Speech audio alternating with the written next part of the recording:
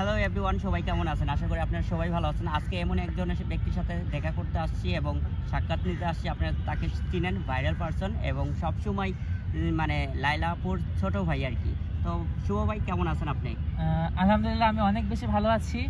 আর আজকে রমজান চলতেছে, আজকে আমরা একসাথে ইফতারি করবো। শামীম ভাই, আমরা সবাই ফ্রেন্ড সার্কেল আছি, এই জন্য আলহামদুলিল্লাহ অনেক বেশি উচ্ছ্বাসিত, অনেক ভালো আছি। আপনি কেমন আছেন? আমি ভালো আছি। আর আজকের এই দিনে ইফতার করে রমনা পার্কে আছি, তো কেমন লাগতেছে ইফতার করে? মানে ইফতার করবেন এইখানে, কেমন অনুভব?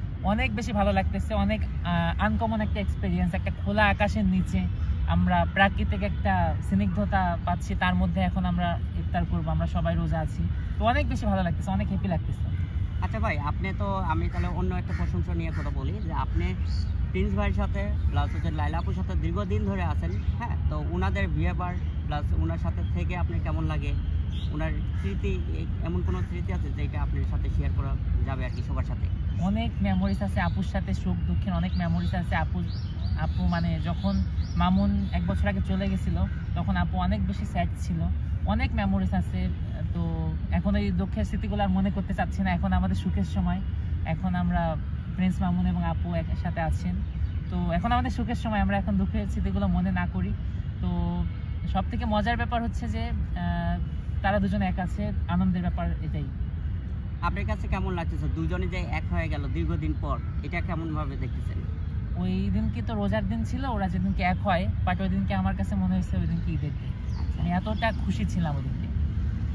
আপনাকে কে বেশি ভালোবাসে, প্রিন্স মামুন, লাইলা?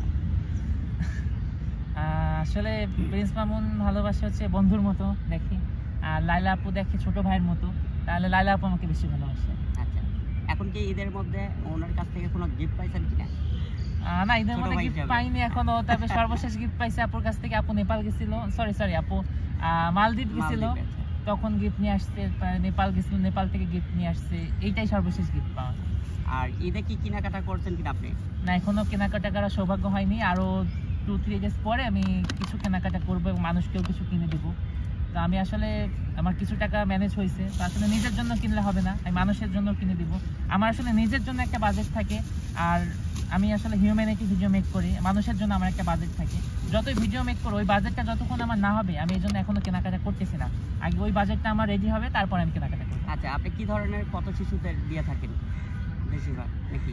আমি আসলে পথ শিশুদের নিয়ে ভিডিও করি, বাট ওরা আমার কাছে পথ শিশু না, ওরা আমার কাছে হচ্ছে একটা কলেজের টুকরা যাকে বলে। তো এখনো ওদের ওই বাজেটটা এখন আমি রেডি করতে পারিনি, আমার আরো 2-3 ডেজ লাগবে, তারপরে আমি ওদেরও শপিং করে দিব আর নিজের শপিং করবো। আমি কিন্তু এই ভিডিওগুলো কিন্তু আপনার সোশ্যাল মিডিয়াতে দেখেছি, আপনি অনেক শিশুদের খাবার দিচ্ছেন, গিফট দিচ্ছেন, পানি দিচ্ছেন, অনেক কিছু দিচ্ছেন, খাবার টাবার থেকে শুরু করে। জিনিসটা কিন্তু খুবই ভালো, আমরা খুব সাধুবাদ জানাই। আপনি এই কাজগুলো আরও ভালোভাবে করুন। এবং আপনার কাছে কেমন লাগছে? প্রথম কথা হচ্ছে আপনি আরো দোয়া করবেন আমার জন্য, যেন আমি এই কাজগুলো কন্টিনিউ করতে পারি, এবং আমার কাছে এটা খুব ভালো লাগে। এটা মানে আমার কাছে কতটা যে আনন্দ লাগে, এটা আসলে ভিডিওর মধ্যে আসলে প্রকাশ করা পসিবল না, এটা আমার কাছে খুব বেশি ভালো লাগে। আর আপনার ঈদে তাহলে বাজেট নাই, কেনাকাটা কেমন বাজেট রাখছেন বর্তমান? বাজেট নিজের জন্য হয়তো 20,000-এর মতো, আর ওই যে বাচ্চাদের যাদের আমি সাথে, ওদের জন্য আমি 1 লাখ টাকা বাজেট রাখছি। আচ্ছা, তাহলে মোটামুটি ইনশাল্লাহ আপনি ঈদটা খুব সফলভাবে পালন করতে চাচ্ছেন এবং হবে আশা করি আমরা। গত বছর হয়েছিল, এবারও চেষ্টা করছি, তবে কিছু টাকা আমার শর্ট আছে, তো ওটা 2-3 ডেজের মধ্যে ম্যানেজ হয়ে গেলে আমি কেনাকাটা শুরু করে দেবো। আচ্ছা ভাই, এই যে বাচ্চাদের নিয়ে আপনি কাজ করেন, এই কাজগুলো কি আসলে যে আপনি তাদের খাওয়ান দাওয়ান করেন, টাকা পয়সা দেন, হেল্প করেন যে কোনোভাবেই, তো এইগুলি টাকাগুলো কীভাবে আসে? মানে আপনি নিজস্ব দেন কিনা? আসলে বলতে কি, আমার ফেসবুক কোনো পেজ নাই, আমার আইডিতে আমি ভিডিওগুলো ছাড়ি, আর আইডিতে হচ্ছে আমার 11,000 ফলোয়ার। আইডিতে আমার মনিটাইজেশন নাই, আর আমার পেজেও মনিটাইজেশন নাই। আর টিকটকে হচ্ছে আমার 5 লাখের মতো ফলোয়ার আছে, বা টিকটক থেকেও কোনো আর্নিং নাই। তো এটা আমার নিজস্ব অর্থায়নে করা, আমার বিজনেস থেকে করা, বা এই যে 1 লাখ টাকার যে ফান্ড, এখানে হচ্ছে আমার নিজের টাকা আছে, আমি আম্মুর কিছু টাকা আছে, আর আম্মু আমাকে ফোন কিনতে টাকা দিচ্ছে, আমাদের 16 Pro Max, ওখান থেকে আমি কিছু টাকা সেভ করছি। আর তারপর হচ্ছে এইভাবেই টাকাগুলো আমি ম্যানেজ করছি, আমার কোনো আর্নিং নাই, মানে এই ফেসবুক কন্টেন্ট ক্রিয়েশন থেকে আমার কোনো আর্নিং নাই।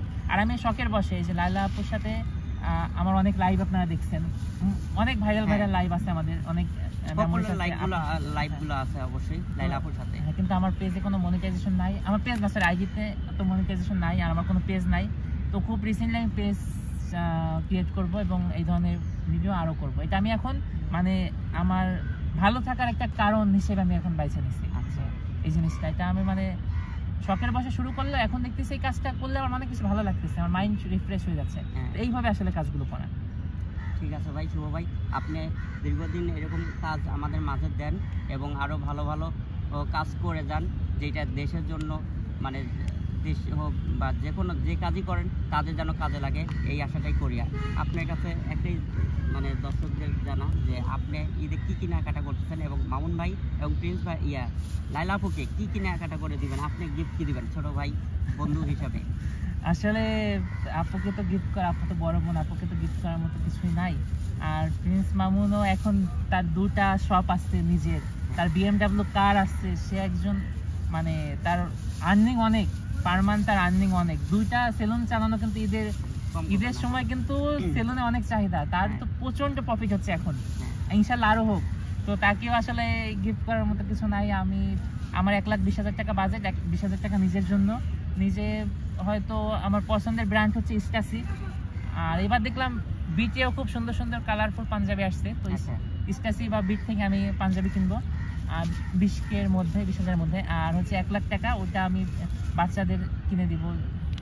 আমি ভাবছি কি আমি 10টা বাচ্চাকে আমি শপিং করে দেবো আর ওদেরকে কিছু হেল্প করবো, এইভাবে আর কি। ঠিক আছে ভাই, থ্যাংক ইউ সো মাচ সময় দেওয়ার জন্য।